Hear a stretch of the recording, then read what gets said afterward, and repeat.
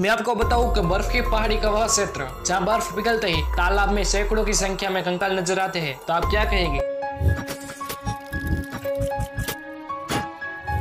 उत्तराखंड का कुमाऊं क्षेत्र, बर्फ की पहाड़ियां, बर्फ की नदियां, जिसका नाम है रूपकुंड। आप सोचते होंगे कि हम आज रूपकुंड के सुंदर रूप की चर्चा करने जा रहे होंगे, लेकिन जब हम इस रूपकुंड में डूबे हुए रहस्यों को आपके सामने रखेंगे तो आपकी आंखों से आंसू निकल आएंगे, क्योंकि जब इस झील पर बर्फ जमी रहती है तब तक प्रकृति अपने आंचल में इस रूपकुंड के दर्द को छिपाए रखती है। लेकिन जब इस रूपकुंड की बर्फ पिघलती है तो दिखाई देता है कि एक बदसूरत सच, क्योंकि यहाँ की झील की बर्फ पिघलते ही सैकड़ों की संख्या में मानव कंकाल नजर आने लगते हैं। बड़ा भयावह लगता है यह दृश्य। सैकड़ों की संख्या में इस बर्फीली झील में दफन होने वाले लोग कौन थे? वे यहाँ क्यों आए थे? किस अपराध में किसने उन्हें मार डाला? मरने वालों को क्या कसूर था? इससे न जाने कितने ही प्रश्न मन में उठते होंगे। चलिए जानते हैं। कंकालों वाली झील के नाम से प्रसिद्ध यह डरावनी जगह पत्थर से पत्थर दिलों वाले व्यक्ति को रुला देती है, क्योंकि यह वह स्थान है जहाँ कभी ऐसा मौत का तांडव हुआ होगा जिसकी कल्पना करते ही दिल दहल उठता है। इस मौत की झील की दर्दनाक कहानी कितनी पुरानी है किसी को मालूम नहीं। लोग बाग बस एक अनुमान लगाते हैं जो सच से कितना दूर है किसी को पता नहीं। आपको जानकर आश्चर्य होगा कि बहुत समय तक लोगों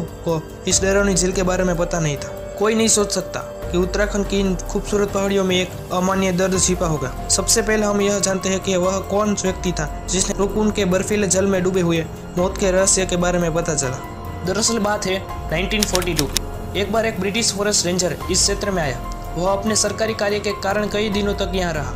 उन दिनों में जाड़े की कड़कड़ी ठंडी थी, पूरा मौसम बर्फीला हो रहा था। एक दिन धूप खिलने के बाद जब रूपकुंड की बर्फ पिघलती तो ब्रिटिश रेंजर ने जो कुछ देखा वह बर्फीली ठंडी में भी पसीने पसीने हो गया। हुआ यूं कि तेज सर्द के कारण रूपकुंड की झील बर्फ जमी थी। सर्द मौसम में यहाँ कई दिन तक सूर्य के दर्शन भी नहीं होते थे, लेकिन जैसे ही सूर्य की रोशनी निकली तो झील के पानी में सैकड़ों मानव कंकाल दिखाई देने लगे। इस दिल दिलाने वाले दृश्य को देखकर उस फॉरेस्ट रेंजर की चीख निकल पड़ी। उसने उसी समय अपने अधिकारियों को इस बात की खबर दी। अविश्वसनीय समाचार सुनकर कई अंग्रेज अफसर रूपकुंड में तैर रहे मानव कंकालों को देखने आए, लेकिन वे भी इस बात का अनुमान नहीं लगा पाए कि रूपकुंड में मानव कंकाल होने के पीछे क्या कारण है। लोग अचंभे में थे कि यह मानव कंकाल किसके हैं और कितने पुराने। आपको जानकर ऐसे होगा कि इस मौत की झील में पानी में तैरते हुए मानव कंकाल एक दो नहीं बल्कि 700 से 800 की संख्या में थे। उत्तराखंड के कुमाऊं क्षेत्र में स्थित यह त्रिशूल पहाड़ी समुद्र तल से 5029 मीटर ऊंचाई पर है। यहाँ 3 पहाड़ियां इस तरह से बनी हुई है जैसे कि भगवान शिव का त्रिशूल स्थापित हो, इसलिए इन पहाड़ियों को त्रिशूल पहाड़ियों के नाम से भी जाना जाता है। इन 3 पहाड़ियों के मध्य क्षेत्र में स्थित झील अनेक रहस्यों से भरी हुई है। इस झील में सैकड़ों की संख्या में मृत स्त्री और पुरुषों के हड्डी नजर आते हैं, जिन्हें देखकर लोगों द्वारा तरह तरह अटकलें लगाई जाती है। कुछ वर्षों पहले अखबार में यह खबर छपी थी, इस स्थान पर मिलने वाले कंकाल आदिवासियों के हैं। लोगों द्वारा तरह तरह की अटकलें लगाई जाती है, लेकिन इस बात का कोई विश्वसनीय उल्लेख नहीं मिलता। पूर्व में कुछ सर्वेक्षणों का कहना है कि यह भारतीय सैनिकों की अस्थियां है जो तिब्बत देश से युद्ध लड़ने के लिए गए थे, लेकिन इस बात में भी सच्चाई नहीं है, क्योंकि इन कंकालों में स्त्रियों की भी कंकालें हैं और उस समय सेना में स्त्रियों की भर्ती नहीं की जा सकती थी। कुछ शोधकर्ताओं का ऐसा मानना है कि इसमें सैकड़ों की संख्या में कंकालों का मिलना किसी एक दिन की घटना नहीं हो सकती। हो सकता है कि प्राचीन काल में यहाँ कोई प्रेत आत्मा या नकारात्मक शक्ति रहती हो जो यहाँ आने वाले को अपना शिकार बना देती थी। परंतु बात कुछ भी हो, लेकिन यह दर्दनाक, क्योंकि इतनी संख्या में स्त्रियों पुरुषों को बर्बरता से मौत की घाट उतरना बड़ा डरावना है। मानव संहार के खौफनाक सच को प्रकृति की शीतलता ने इन कंकालों के रूप में पूरी तरह सुरक्षित रखा हुआ है। कुछ प्रत्यक्षदर्शी बताते हैं कि इस रूपकुंड में मिलने वाले कुछ अस्थि पंजर बिल्कुल समूचे हैं, जिन्हें देखकर ऐसा लगता है कि किसी जादू टोने से मौत की घाट उतारा होगा। कुछ लोग यहाँ की झील में कंकालों के होने के कारण आत्माओं की उपस्थिति का आभास करते हैं। एक बार रॉबर्ट ले नाम के व्यक्ति यहाँ पर इस डरावनी हकीकत को देखने सपरिवार आए। ऑफिसर रॉबर्ट ले जब अपने अधीक्षणीय कर्मचारियों से बात कर रहे थे तो उनकी मैडम झील की तरफ आगे बढ़ गई। अचानक उन्हें लगा कि उन्हें पकड़कर झील की तरफ अंदर खींच रहा है। रॉबर्ट ले की पत्नी तेजी से चिल्लाने लगे। तब दौड़ के लोगों ने उनका हाथ पकड़ लिया, तब जाकर उनकी जान बच सकी। कोलकाता के डॉक्टर जेबी दत्तरते ने इस रूपकुंड के बारे में जो कुछ रिसर्च किया है वह और भी भयावह था। उन्होंने बताया कि लगभग 100 साल पहले एक बार एक पैदल यात्रियों का एक काफिला इस क्षेत्र से होकर गुजर रहा था। वे लोग खानाबदोश लोग थे जो अलग अलग स्थानों पर रहते हुए अपनी जिंदगी बिताते थे। न जाने क्यों उस दिन उन खानाबदोश लोगों ने इस पहाड़ी क्षेत्र में रुकने का मन बना लिया। वे खानाबदोश महिलाएं और पुरुषों सैकड़ों की संख्या में थे। चलते चलते वे लोग थक गए थे। उन्होंने इसी पहाड़ी क्षेत्र में रुकने का मन बना लिया। उन सभी लोगों ने यहाँ उस स्थान पर डेरा डाल दिया। वे लोग उस स्थान पर अपना बिछौना बिछा कर लेट गए। कुछ समय बाद उन लोगों में से एक व्यक्ति को प्यास लगी। वह व्यक्ति जल के लिए एक बर्तन लेकर वहां स्थित रूपकुंड के पास गया। वहां उसे लगा कि कोई एक काफी बड़े कद का जीव पानी पी रहा है। देखने में वह जीव कुछ इंसानों और कुछ जानवर विचित्र लग रहा था।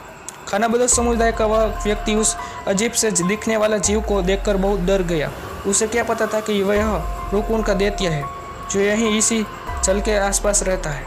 जल लेने गए उस व्यक्ति ने सोचा कि वह कोई जानवर है जो पानी पीने आया है। उस खानाबदोश समुदाय के व्यक्ति को उस विचित्र से दिखने वाले जानवर को देखकर बड़ा डर लग रहा था, इसलिए उसने विचार किया कि पहले वह खौफनाक जानवर पानी पीकर चला जाए, उसके बाद ही वह अपने लिए पानी लेगा, क्योंकि ऐसा न होने की पानी लेके दौरान वह उस पर हमला कर दे और फाड़ कर खा जाए। इसलिए वह व्यक्ति एक पेड़ के पीछे छिप उसके जाने का इंतजार करने लगा। लेकिन आधा घंटा बीता, फिर 1 घंटा बीता, लेकिन फिर भी वह जानवर पानी पीता रहा। उस व्यक्ति को यह क्या पता था, यह दैत्य की प्यास है, आसानी से थोड़े न बुझेंगे। लेकिन अब पानी लेने के लिए आए उस व्यक्ति का धैर्य टूटा जा रहा था। उसे तो पहले से प्यास लगी थी।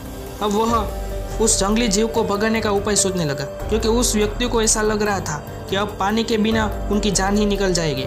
उस व्यक्ति के पास ही एक विशाल पत्थर पड़ा था और उस विशाल पत्थर को देखकर उस व्यक्ति के मन में एक हिंसक योजना ने जन्म लिया। उसने सोचा कि उस भारी भरकम पत्थर को उठाकर उस जानवर के ऊपर फेंक देते, जिसके कारण वह डरकर भाग जाएगा। लेकिन उस व्यक्ति को अंदाजा नहीं था कि वह अपनी मौत से मुठभेड़ करने का रास्ता बना रहा है। जैसे ही उस व्यक्ति ने जानवर की तरह दिखने वाला उस जीव पर पत्थर उठाकर मारा तो उस विचित्र जीव ने पीछे मुड़कर देखा। अब उस व्यक्ति को लगा कि उसने भारी गलती कर दी है। वह एक मानव से दुगने कद का जीव था जो रूपकुंड के आसपास फैली झुरमुट के कारण थोड़ा सा ही नजर आ रहा था। उस व्यक्ति ने देखा कि दरअसल वह विशालकाय जानवर बहुत ही डरावना दिखने वाला और कोयल से भी अधिक काले रंग का जीव है, जिसकी बड़ी बड़ी लाल आंखें, मुंह में बड़े बड़े दांतों देखकर वह व्यक्ति डर के पसीना पसीना हो गया। उस व्यक्ति के द्वारा फेंका गया पत्थर रूपकुंड के दैत्य के सिर पर लगा, जिसके कारण वह गुस्से से आग बबूला हो गया। वह उस खानाबदोश समुदाय के व्यक्ति को जिंदा चबाने जाने के लिए आगे बढ़ रहा था। वह व्यक्ति वापस उस ओर भागा